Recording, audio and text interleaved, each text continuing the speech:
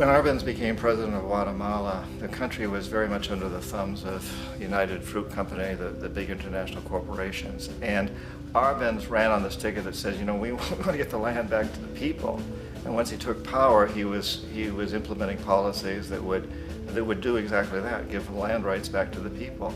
United Fruit didn't like that very much.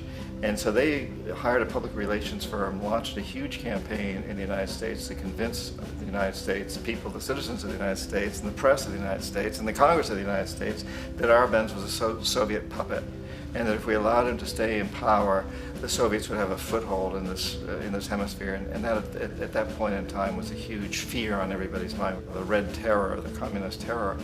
And so, to make a long story short, out of this public relations campaign came a commitment on the part of the CIA and the military to take this man out. And in fact, we did. We sent in planes, we sent in soldiers, we sent in jackals, we sent everything in to take him out, and did take him out. And as soon as he was removed from office, the new guy that took over after him basically reinstated everything to the big international corporations, including United Fruit.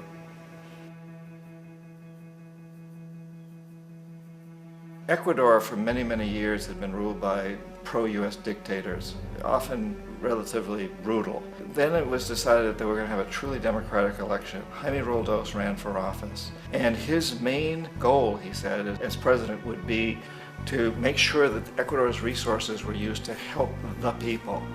And he won, overwhelming, by more votes than anybody had ever won anything in Ecuador.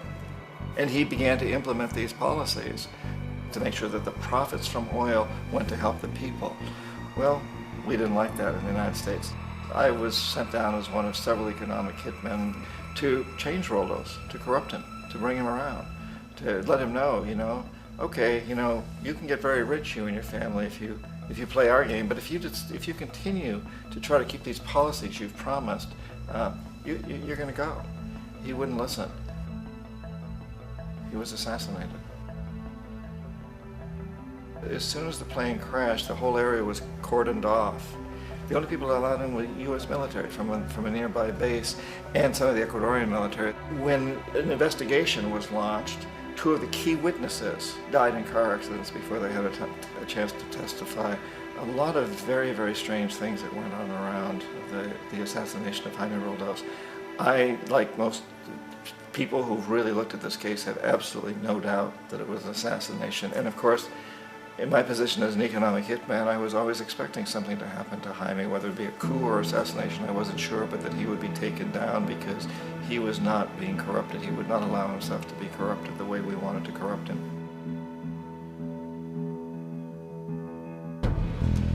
Omar Torrijos, president of Panama, was one of my favorite people. I really, really liked him. He was very charismatic. He was a guy who really wanted to help his country. And when I tried to bribe him or corrupt him, he said, look, John, he called me Juanito. He said, look, Juanito, I don't need the money.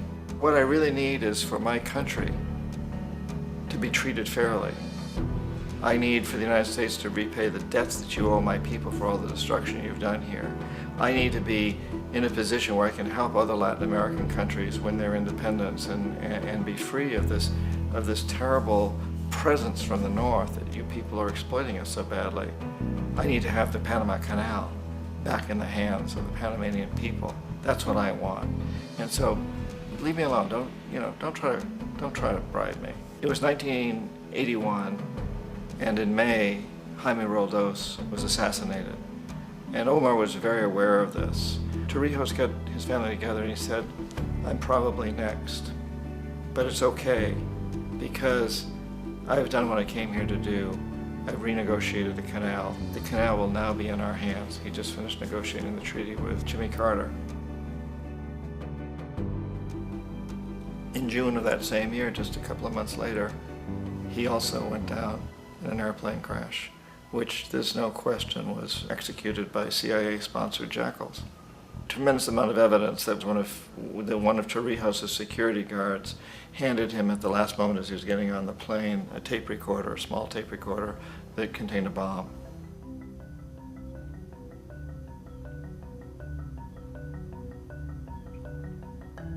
It is interesting to me how this system has continued pretty much the same way for years and years and years, except the economic hitmen have got better and better and better. Then we come up with, very recently, what happened in Venezuela. In 1998, Hugo Chavez gets elected president, following a long line of presidents who had been very corrupt and basically destroyed the economy of the country. And Chavez was elected amidst all that. Chavez stood up to the United States, and he's done it primarily demanding that Venezuelan oil be used to help the Venezuelan people. Well, we didn't like that in the United States. So in 2002, a coup was staged, which there's no question in my mind, and most other people's minds, that the CIA was behind that coup.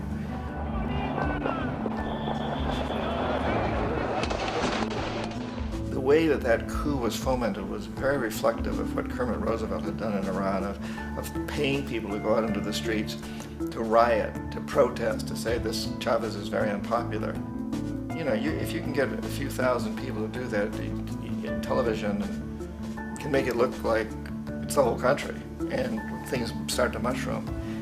Except in the case of Chavez, he was smart enough, and the people were so strongly behind him that they overcame it, which was a phenomenal moment in the history of Latin America.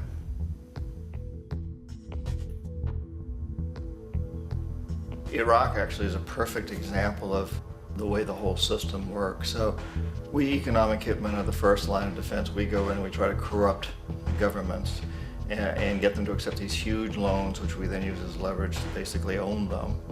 If we fail, as I failed in Panama with Omar Torrijos and in Ecuador with Jaime Roldos, men who refuse to be corrupted, then the second line of defense is we send in the jackals. And the jackals either overthrow governments or they assassinate. And once that happens and a new government comes in, and boy, it's going to toe the line, because the new president knows what will happen if he doesn't. In the case of Iraq, both of those things failed. Economic hitmen were not able to get through to Saddam Hussein. We tried very hard. We tried to get him to accept a deal very similar to what the House of Saud had accepted in Saudi Arabia, but he wouldn't accept it. And so the jackals went in to take him out. They couldn't do it. His security was very good. After all, he had one time worked for the CIA. He'd been hired to assassinate a former president of Iraq and failed, but he knew the system. So in '91, we send in the troops and we take out the Iraqi military. So we assume at that point that Saddam Hussein is going to come around. We could have taken him out, of course, at that time, but we didn't want to. He's the kind of strong man we like. He controls his people. We thought he could control the Kurds and keep the Iranians in their border and keep pumping oil for us. And then once we took out his military, now he's going to come around. So the economic hitmen go back in the 90s without success. If they'd had success, he'd still be running the country. We'd be selling him all the fighter jets he wants and everything else he wants. But they couldn't. They didn't have success. The jackals couldn't take him out again. So we sent the military in once again, and this time we did the complete job and took him out, and in the process created for ourselves some very, very lucrative construction deals. We had to reconstruct a country that we'd essentially destroyed, which is a pretty good deal if you own construction companies, big ones. So, you know, Iraq shows the three stages. The economic hitmen failed there, the jackals failed there, and as a final measure, the military goes in.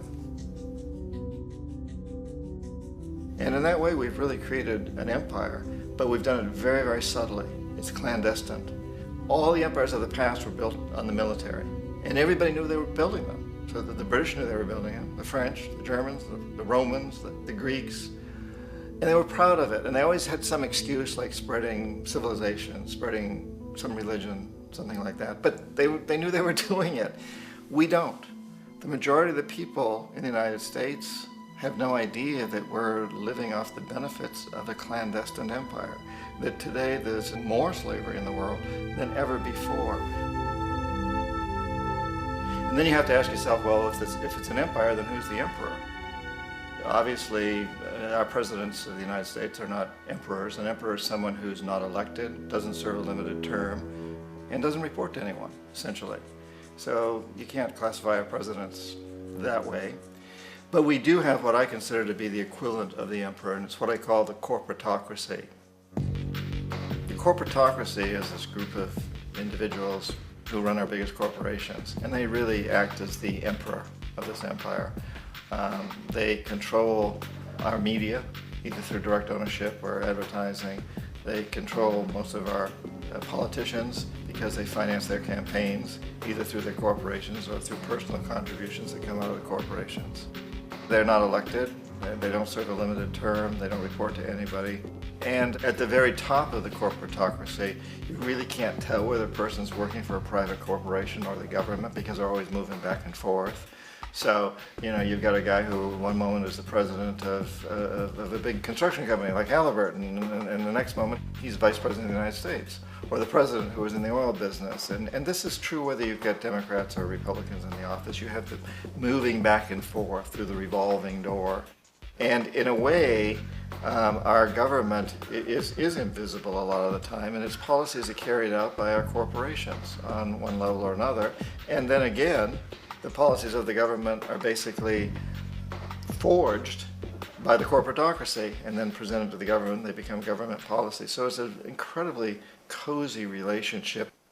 This isn't a conspiracy theory type of thing. These people don't have to get together and plot to do things. They all basically work under one primary assumption, and that is that they must maximize profits regardless of the social and environmental costs.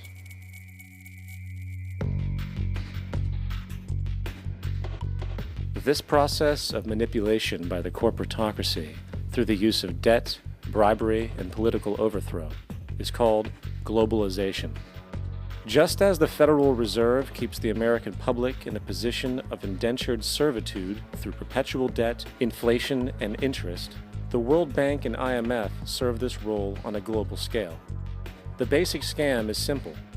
Put a country in debt either by its own indiscretion or through corrupting the leader of that country, then impose conditionalities or structural adjustment policies, often consisting of the following.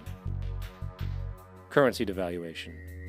When the value of a currency drops, so does everything valued in it.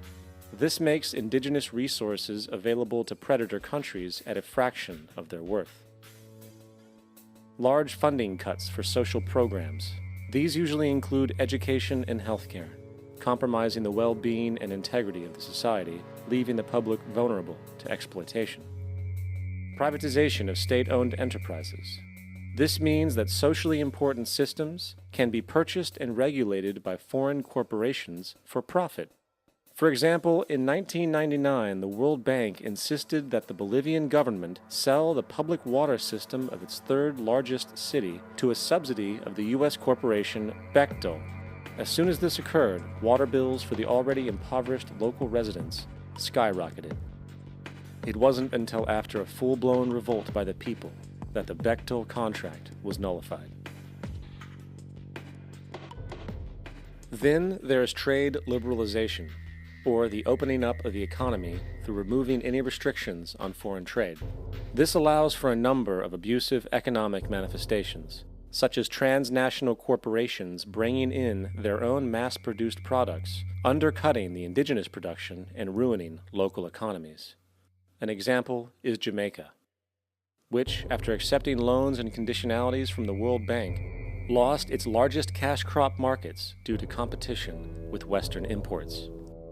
Today, countless farmers are out of work, for they are unable to compete with the large corporations. Another variation is the creation of numerous seemingly unnoticed, unregulated, inhumane sweatshop factories, which take advantage of the imposed economic hardship. Additionally, due to production deregulation, environmental destruction is perpetual, as a country's resources are often exploited by the indifferent corporations while outputting large amounts of deliberate pollution. The largest environmental lawsuit in the history of the world today is being brought on behalf of 30,000 Ecuadorian Amazonian people against Texaco, which is now owned by Chevron. So today it's against Chevron, but for activities conducted by Texaco. Estimated to be more than 18 times what the Exxon Valdez dumped into the coast of Alaska. In the case of Ecuador, it wasn't an accident.